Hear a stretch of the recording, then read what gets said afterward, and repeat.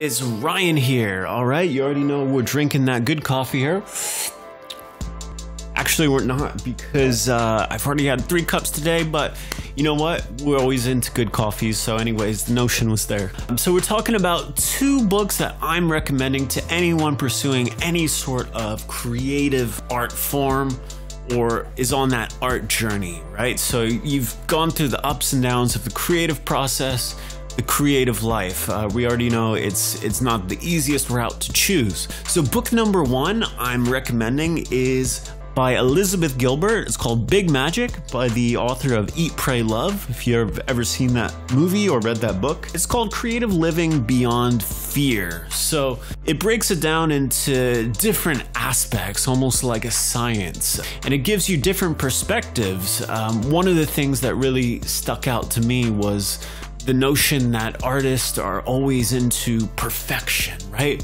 We treat a work of art, a song, a book, as if we're working on it like it'll never be good enough, right? You can always go back and change things. However, one notion that I think it was her mother that recommended or always said was, done is better than good, right? Which is something that I've kind of adapted over the years. I've always just thought, like, I know technically either my rap or the mixing or the mastering is not up to par. However, I'm just going to publish it and release it. And it's that moment in time, reflects that originality in that moment that can't really be replicated. You know, I'm not saying don't go back and change things, but this kind of gives you a lot of fresh perspectives. Also alluding to the notion of the starving artist, right? How glamorous is that, right? Starving to death while trying to sell a piece of art. So it is okay to work day jobs. It's respectable to work day jobs to live a normal life and pursue your art as well. So you're never at the point where it's like, you're so worried that you can't pay rent, you'll do anything to sell your art, maybe compromise the artistic vision. So that's that. There are a bunch of different topics. I'm barely scratching the surface. I'm only 2/3 of the way done, but I'm finding it really important. And it's a topic I haven't really seen discussed too much. Which brings me to the second book, The Richest Man in Babylon, right? You probably weren't expecting this book that's acclaimed as the financial Bible. This book's about 100 years old, and basically it's talking about these Babylonian tales that give you an idea of how to manage your money. And this is something I've never really grasped, right? Very basic financial principles that are going to allow you to save money if you stick to them. Right? We're not saying, you know, don't live a normal life, but a lot of times we don't even think about where our money is going, right?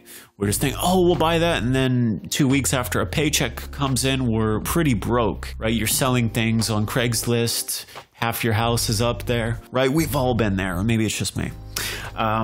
So this book is basically, it has a financial plan that when my next paycheck comes in, I'm definitely implementing it. And there was also, if any of you guys are on Spotify, right, you have your music on Spotify, there was a newsletter that came in through the other day by Spotify for Artists, and they said it was with Fetty Wap, saying the best piece of advice he ever got was, right, he was at a point where it was like he had 37 cars, 2 houses, right, was making a few $100,000 a month, which is understandable, right? You get that surge of money. However, he talked to his financial advisor, and he was basically saying save 70%, which, right, no, if you have a normal job, that's pretty impossible, right? This book actually recommends save 10%.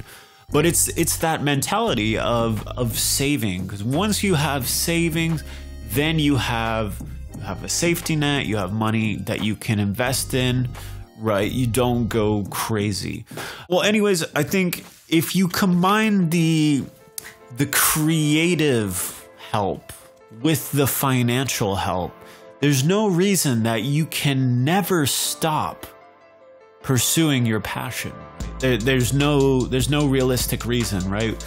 We live in a world where it's very easy to express art and have it seen globally in an instant. So I'd say if you guys read a couple of these books, you read these books, maybe one, two, maybe both of them, they're really going to change your perspective. And I know they've helped me out. And yeah, that's it for today.